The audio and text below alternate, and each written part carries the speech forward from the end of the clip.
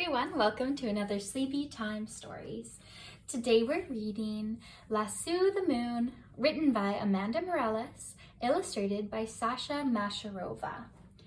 If you enjoy this book, we'd encourage you to pick up a copy for your own family library. The link is in our bio. Make sure you support the author and the illustrator.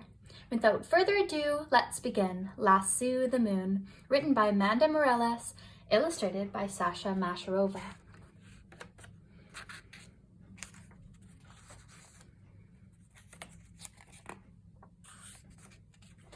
Max was dressed in her favorite pajamas, ready to read her bedtime stories and be tucked in for the night. Her mother always left Max's curtains open, so the soft glow of the moon would soothe her to sleep. Max was afraid of the dark, no matter how many night lights there were in her room. She loved having the moon as her special nightlight. Nothing ever made her feel quite as safe. One evening, Max could not fall asleep. She tried everything. She counted 100 sheep and read every bedtime story. She gazed out her window. Maybe if she could keep the moon in her room, its beautiful light would help her sleep. Max started planning. Should she build a rocket ship? No, a rocket ship would be too slow to carry the moon. Should she climb a towering staircase? No, it would take ages to walk that far. What if she had a magic rope she could tie around the moon and lasso it down to Earth? Yes, that's it. Max would lasso the moon. Then she could have it as her nightlight forever. She would have the best dreams, and the moon would chase the shadows and the monsters away for good. She tied together every bedsheet, rope, and blanket she could find until she was sure it would reach. She sneaked out of her room and onto the roof, gave the rope a big swing around her head, and flung the mighty lasso towards the moon. But she missed. She tried again and again until her arms grew tired and she nearly gave up. Then, finally, the loop wrapped around the moon. She dug her feet into the roof and pulled as hard as she could. Slowly, the moon came closer and closer until it was close enough to touch. Max could not believe her eyes. She pulled the moon from the sky. She held it gently in her hands and stared in wonder. Her smile turned to a frown. The moon had lost its glow. Now it was just a dull gray rock with craters all over it. Where did the light go? How would she ever fall asleep? She held the moon closer to investigate. Maybe the moon was shy. Maybe she just had to shake it a little bit to make the light come out. She shook the moon back and forth, but nothing happened. She flipped it in every direction. Maybe it was out of batteries. Nope, she could not find any place to put in batteries. Max was so disappointed. She carried the moon back to her bedroom in disbelief. She thought to herself, what good is the moon now? It won't even glow like I wanted. Just then, the tree branches scratched the windows and Max heard a loud whoosh. The winds blew so strongly, the house seemed like it would fly away. Between the bursts of lightning, she noticed the sky was darker than ever.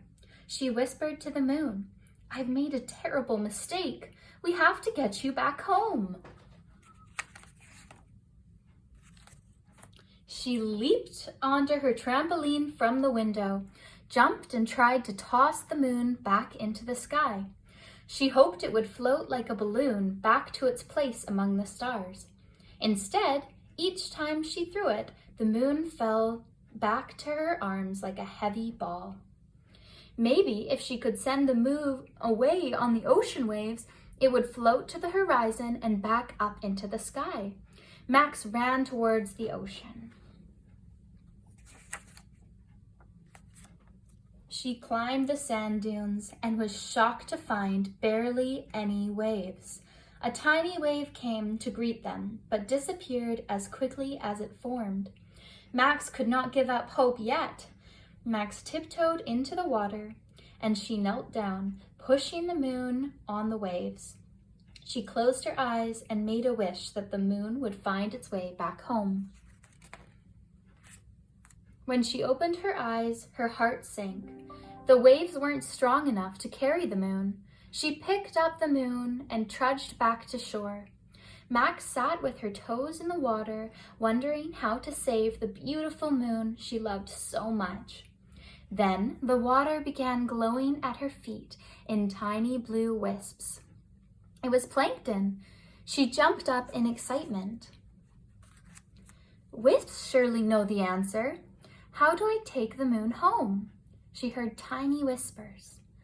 First, you must understand the power the moon holds. It is more than the beauty of its glow. She laid her ears to the sand. Please tell me everything. Long ago, before there were people, there was just space. The planets spun in circles around the sun, dancing around the bonfire of light. The sun and the moon were best friends.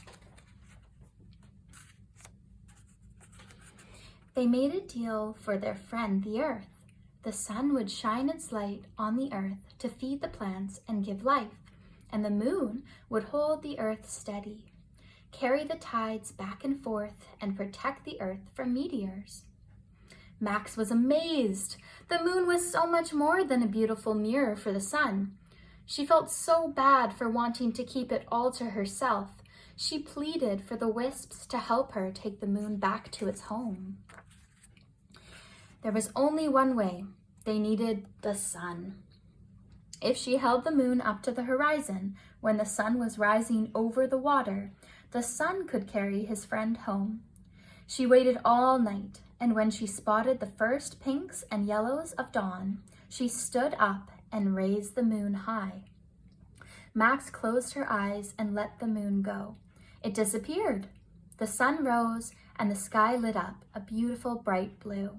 She wandered back home and fell asleep. By the time she awoke again, the sun was setting. She smiled and wished that the moon would light up her bedroom again.